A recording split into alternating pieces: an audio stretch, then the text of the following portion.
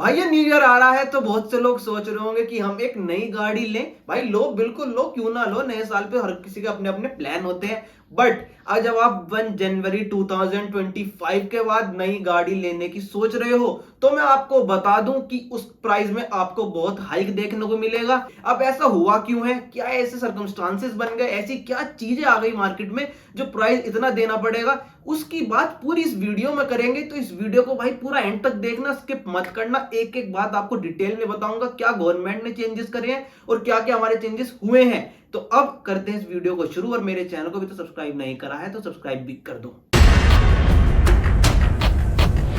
Hello guys, welcome back to my channel, welcome back to another amazing video. आप इस video का intro देखकर और थंबनेल देखकर तो समझ गए होंगे कि इस वीडियो में किस टॉपिक पर बात होगी। क्या सबसे ज्यादा क्यों प्राइस गाड़ियों पर बढ़ रहे हैं न्यू ईयर पर, इस टॉपिक पर मैं इस वीडियो में बात करूंगा। अब मैं आपको ना इस वीडियो में दो चीजें बताऊंगा। सबसे पहले ऐसा क्या रीजन है कि क्यों प्राइस बढ़ रहे हैं, और दूसरी बात किस किस कंपनी पर कितना प्राइस हाइक आ रहा है। देखो, सबसे पहले हम बात कर लेते हैं कि ऐसी क्या भाई एकदम आफत आ गई कि जो इतना प्राइस बढ़ रहा है।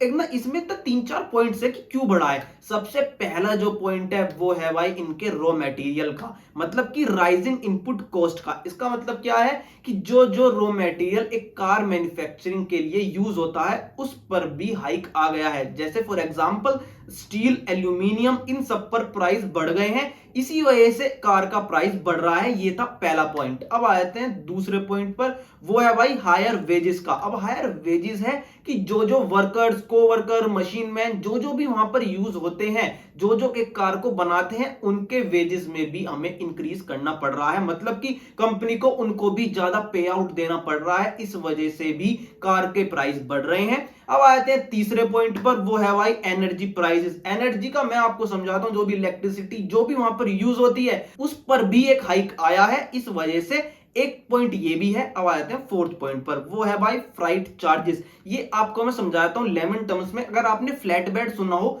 फ्लैट बेड का मतलब ये होता है कि जैसा आपको पता होगा, जब हमारी कार मैन्युफैक्चर हो जाती है मैन्युफैक्चरिंग प्लांट पर, तो जब वो डीलरशिप शोरूम पर आती है तो वो बाय रोड ट्रेवल करके नहीं आती, मतलब खुद चल के नहीं आती है। वो एक जो हमारा ट्रक होता है उसमें उसके अंदर रख के आती है। तो जो उसके चार्जेस हैं, मोटा मोटा मैं आपको समझाऊं, ट्रांसपोर्टेशन चार्जेस बढ़ रहे हैं। इसी वजह से एक ये रीजन भी है कि यहां पे हमारी कार के प्राइस बढ़ रहे हैं। अगला पॉइंट है भाई फॉरेक्स वोलेटिलिटी। इसका मतलब है कि जो हमारा फॉरेन कल्चर है, मतलब कि जो हमारे फॉरेन टर्म्स में उनमें भी फ्लक्चुएशन आ रहा है।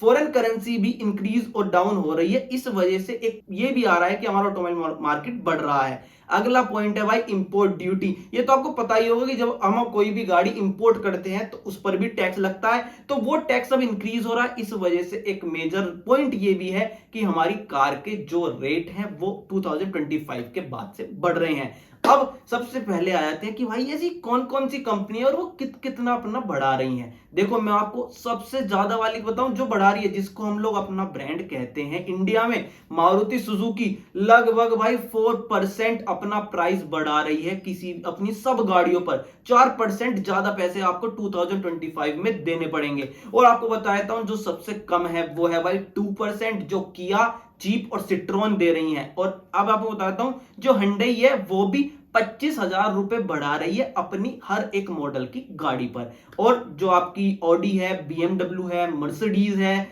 आपकी महिंद्रा है, टाटा है, इन सब पर 3% ही बढ़ेंगे। देखो, जो ज्यादातर लोग गाड़ी लेते हैं जैसे कि आपकी महिंद्रा हो गई, टाटा हो गई, मारुति हो गई, तो इन सब पर प्राइस रेंज बढ़ने का मतलब यह है कि अगर 3% बढ़ रहा है, फॉर एग्जांपल अगर एक गाड़ी 10 लाख की है तो 3% के हिसाब से आपको 30,000 रुपए ज्यादा देने पड़ेंगे।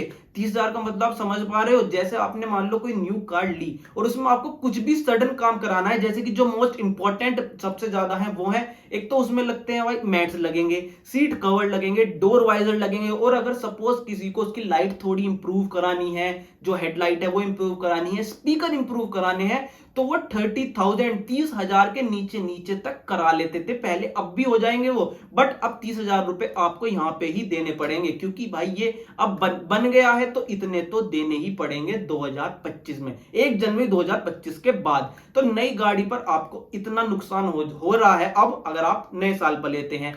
भाई ये देखो, प्राइस का बढ़ना तो हर साल नॉर्मल है। हर साल जब भी गाड़ियों की बात आती है, किसी भी ऑटोमोबाइल की बात आती है, तो वहां पर प्राइस हाइक मिलता ही है। बट इस बार मैं इतना ज्यादा इस पे इतना ध्यान दे रहा हूं, सब लोग इतना ध्यान इसलिए दे रहे हैं क्योंकि इस बार आपको 3 से 4% भाई प्राइस हाइक मिल रहा है। जैसे मैंने आपको बताया, 30 से 40 हजार रुपए आपको एक्स्ट्रा देने पड़ रहे हैं, जो कि काफी ज्यादा प्राइस हाइक है। अब देखो, मोटा मोटा मैं आपको समझा देता हूं, सारी चीजें मैंने आपको बता दी कि आपको किस किस वजह से ये सारे रेट बढ़े हैं और क्या क्या टर्म्स एंड कंडीशन लगाई गई हैं।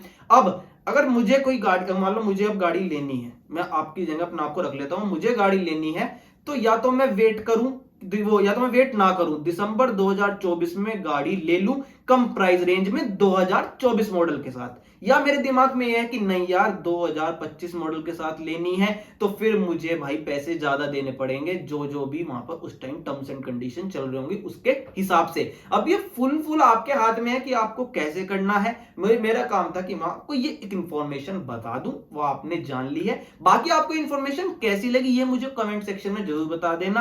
और अगर आपने ये वीडियो अभी तक लाइक नहीं करी है तो यार वीडियो को लाइक कर देना। मैंने कुछ भी अगर आपको इंफॉर्मेशन दी है तो यार मेरे चैनल को सब्सक्राइब भी कर देना। मैं आपसे मिलता हूं भाई अगली वीडियो में, तब तक के लिए जय हिंद।